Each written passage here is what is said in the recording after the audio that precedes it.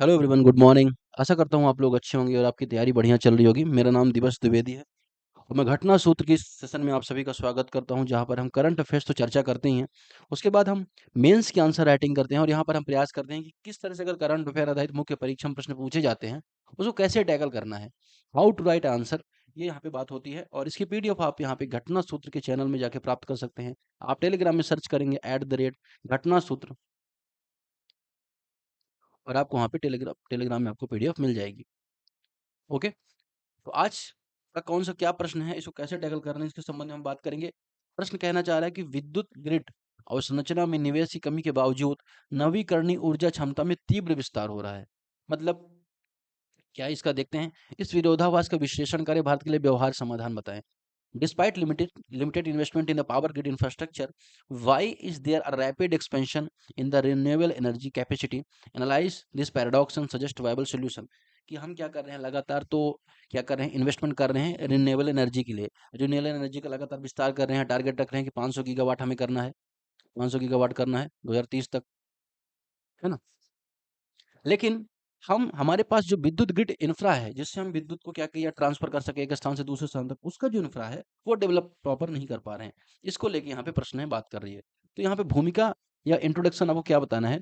Introduction में सबसे पहले आपको यही बताना है कि हम किस तरह से रिन्यूएबल एनर्जी की दिशा में यहाँ पे कार्य कर रहे हैं और रिन्यूएबल एनर्जी में जो हमारा प्रोडक्शन लेवल है वो कितना हो चुका है, यह आप भी यहाँ पे बता सकते हैं। लेकिन इसका प्रॉपर ट्रांसमिशन नहीं हो पा रहा है, यह भी आपको इंट्रोडक्शन में ही बता देना है कि इसका जो प्रॉपर वितरण नहीं हो पा रहा है, ट्रांसमिशन नहीं हो पा रहा है। ठीक है, ट्रांसमिशन नहीं हो पा रहा है। अब यहाँ पे आप बता दें कि इसमें क्या दिक्कत आ रही है, एफिशिएंसी में क्या कमी है, ये सारी चीज़ आप यहाँ पे परिचय में बता सकते हैं। फिर मुख्य भाग में आप आएँगे, तो मुख्य भाग में बताएँगे कि क्या चल रहा है, क्या क्या विरोधाभास, क्या पैराडॉक्स चल रहा है, इसके बारे में आप बताएँगे। तो पैराडॉक्स में बताएँगे आप कि एक तो क्या पॉलिसी पैरालिसिस या नीतिगत असंतुलन, पॉलिसी इम्बैलेंस यहाँ पे चल रहा है।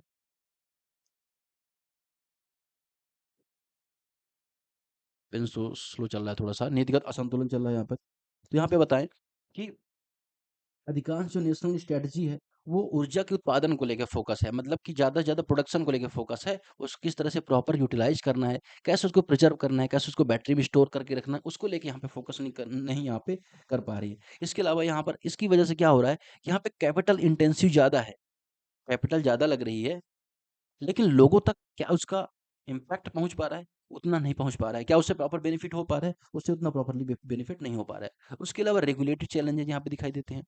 नियामकीय बाधाएँ, रेगुलेटरी चैलेंजेस, नियामकीय बाधाएँ, नियम की बाधाएँ यहाँ पे आपको दिखाई देती हैं। इसके अलावा लैंड एक्विजिशन की प्रॉब्लम यहाँ पे दिखाई देती है कि कोई परियोजना बड़ी मात्रा में लैंड की आवश्यकता होती है, तो सोशली या एनवायरमेंटल की जो कॉजेज़ होते हैं, उस वजह से क्या होता है, लैंड यहाँ पे प्रॉपर नहीं हो पाती। अब इसमें जो इंडिया स्पेसिफिक चैलेंज है, वह भी आप बताएँ। जैसे भारत के संबंध, ये तो आप ग्लोबली भी ये सारे चैलेंज दिखाई दे रहे हैं, लेकिन इंडिया के एस्पेक्ट में क्या चैलेंजेस सबसे बड़े दिखाई दे रहे हैं?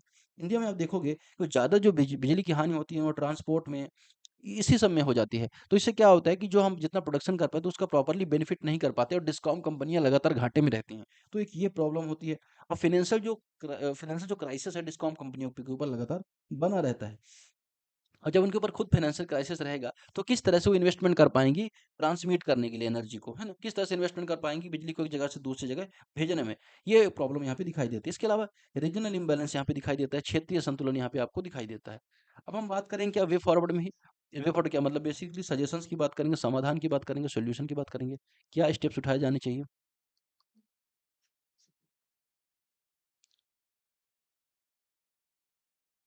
क्या यहाँ पे समाधान उठाए जाने चाहिए, थोड़ा-सा हम देखेंगे। समाधान यहाँ क्या उठाने चाहिए? सबसे पहले नेशनल ग्रिड मॉडर्नाइजेशन मिशन की शुरुआत की जानी चाहिए। नेशनल ग्रिड मॉडर्नाइजेशन मिशन की बस शुरुआत, मॉडर्नाइजेशन एनजीएमएम। अब ये ऐसा मिशन होगा जो डिजिटलीकृत होगा, ऑटोमेशन पर बेस्ड होगा, डिसेंट्रलाइज होगा। अर्थात यहाँ पर आप देखेंगे पब्लिक प्राइवेट पार्टनरशिप पर बेस्ड होगा, कम्युनिटी इन्वॉल्वमेंट भी होगी। तो इस तरह से क्या किया जा सकता है, हम एक नेशनल ग्रिड मॉडर्नाइजेशन मिशन की शुरुआत कर सकते हैं। इसके अलावा ग्रीन एनर्जी कॉरिडोर स्टैब्लिश कर सकते हैं, ग्रीन एनर्जी कॉरिडोर की शुरुआत कर सकते हैं, जिससे जो सौर ऊर्जा है और इसके अलावा जो विंड एनर्जी है, पवन ऊर्जा है, उसको क्या किया जा सके, बेहतर तरीके से क्या किया जा सके, उसको ट्रांसमिट किया जा सके, एक जगह से दूसरी जगह उसको बढ़ावा दिया जा सके। और ऊर्जा भंडार के लिए हम बड़े-बड़े ग्रिड्स को एस्टैब्लिश करने की आवश्यकता है। आखिर हमने बहुत सारी ऊर्जा उत्पन्न कर ली, लेकिन हम उसके पास हमारे पास उसको रखने के लिए, स्टोर करने के लिए क्या कैपेसिटी है? ये सारी चैलेंज यहाँ पे दिखाई देते हैं, इसलिए यहाँ पे पीपीपी मॉडल को अपनाना चाहिए, पब्लिक प्राइवेट पार्टनरशिप मॉडल को अपनाना चाहिए और बड़े-बड़े स्टोरेज यहाँ पे बनाने की आवश्यकता यहाँ पे दिखाई देती है। इस तरह से आप क्या करें, मुख्य भाग में समाधान बता दें। फिर निष्कर्ष कंक्लूजन में आप बताएँ, हालाँकि ग्रिड में जो इंफ्रास्ट्रक्चर का जो निवेश है और इन्वेस्टमेंट है वो अभी कम दिखाई दे रही है। रिन्यूएबल एनर्जी की जो बढ़ोतरी यहाँ पे ज़्यादा दिखाई दे रही है, लेकिन इसको यहाँ पे दूर किया जा सकता है। सरकार को यहाँ पे कॉम्प्रिहेंसिव अप्रोच अपनानी चाहिए। एक तरह से इंफ्रास्ट्रक्चर में सरकार को हाथ बटाने चाहिए। डिस्कॉम्स में भी रिफॉर्म्स लाने चाहिए, जो चैलेंजेज़ हैं, डिस्कॉम्स के जो ऑपरेशन से रिलेटेड चैलेंज है उसमें रिफॉर्म्स लाने चाहिए। स्मार्ट जो टेक्नोलॉजी है उसको यहाँ पे प्रमोट किया जाना चाहिए। ट्रांसमिशन सिस्टम में यहाँ पे बेहतर किया जाना चाहिए। नेट ज़ीरो टारगेट को यहाँ पे इंश्योर किया जाना चाहिए। इस तरह से यहाँ पे कंक्लूजन यहाँ पे आप कर सकते हैं। दूसरा प्रश्न यहाँ पे बात कर रहे हैं किसके बारे में, कि एआई किस प्रकार से विभिन्न क्षेत्रों में जलवायु शमन को प्रेरित करता है? How can AI drive climate mitigation across various sector? AI के पर्यावरणीय लागत को मूल्यांकन कर जलवायु लक्ष्यों में से सकारात्मक योगदान को अधिकतम करने के उपाय बताएं। Evaluate the environmental cost and of AI and suggest measures to maximise its positive contribution to climate goals. ठीक है, तो अब इसको यहाँ पे हमें देखना है कैसे इसको यहाँ पे हमें टैकल करना है, ये सारी चीज़ आपको यहाँ देखनी है। अब देखिए, अब आपको पता है कि एआई का जो यूज़ है ग्लोबल बहुत सारे चैलेंजेस टाइम पे दिखाई दे रहे हैं, तो उसमें सबसे बड़ा चैलेंज यहाँ पे क्लाइमेट चेंज का दिखाई दे रहा है। तो एआई जो ग्लोबल चैलेंज है, खासतौर पे क्लाइमेट चैलेंज, उसके लिए एक सॉल्यूशन के रूप में एक नए स्टेप ने नई भूमिका निभा सकता है। अब कैसे? ऊर्जा को उपयोग है, जो एनर्जी का यूज़ है उसको अनुकूलित करने से आपदा पूर्वानुमान तक, अर्थात एनर्जी का प्रॉपर्ली यूटिलाइजेशन से शुरू किया जाए। कि देखिए, सबसे बड़ा दिक्कत क्या है कि एनर्जी को हम ज़्यादा से ज़्यादा यूज़ कर रहे हैं। इससे क्या हो रहा है कि एनर्जी बनाने के लिए हमें बहुत सारे पर्यावरण का लॉस करना पड़ रहा है। हमें बिजली ज़्यादा यूज़ कर रहे हैं, तो हमें क्या करना है, बिजली उत्पादन करना पड़ रहा है। तो हाइड्रो पावर प्रोजेक्ट चलाने पड़ रहे हैं, उसमें थर्मल पावर प्रोजेक्ट चलाने पड़ रहे हैं, तो हमें कोयले का यूज़ कर रहे हैं, कोयला बर्न हो रहा है, पर्यावरण प्रदूषण हो रहा है। तो क्या हो रहा है, एनर्जी की डिमांड हमारी ज़्यादा बढ़ रही है और एनर्जी का जो फोकस हमारा फ्यूल एनर्जी पर ज़्यादा है। तो फ्यूल एनर्जी बनाने के लिए हम क्या कर रहे हैं, पर्यावरण को प्रदूषित कर रहे हैं। तो अगर हम ऊर्जा को या एनर्जी को सही तरीके से यूटिलाइज कर ही लें, तो फिर क्यों हमें इतनी ज़्यादा एनर्जी बनाने की आवश्यकता पड़ेगी।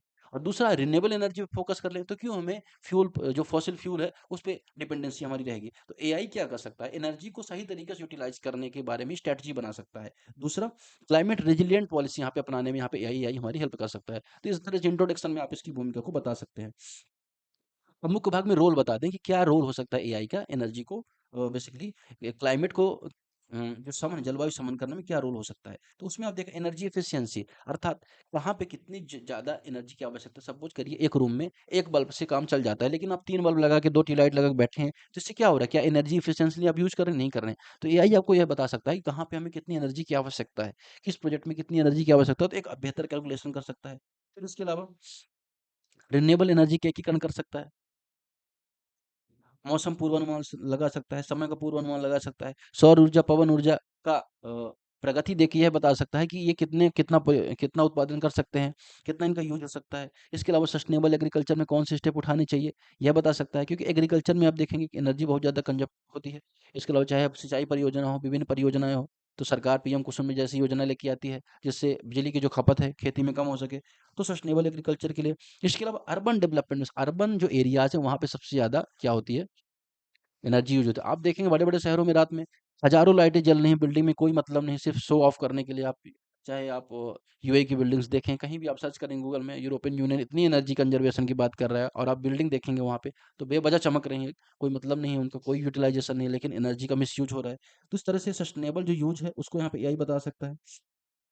जो डिजास्टर है उसको यहाँ पे कैसे मिटिगेट करना उसके संबंध में यहाँ पे बता सकता है। कार्बन कैप्चर की क्या पॉलिसी है। इसके अलावा क्लाइमेट रेजिलियंस में एआई बता सकता है कि जो कार्बन सिंक है, उसके अलावा जो कार्बन कैप्चर जो स्ट्रेटजी है उसके बारे में भी एआई यहाँ पे हेल्प कर सकता है।